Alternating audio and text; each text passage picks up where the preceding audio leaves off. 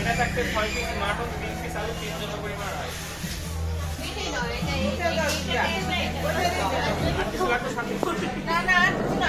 এ বোরহানি দিও।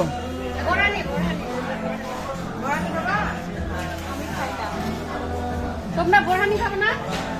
আমার বোরহানি তো কয়টা বোরহানি? কে কে খাবা বোরহানি?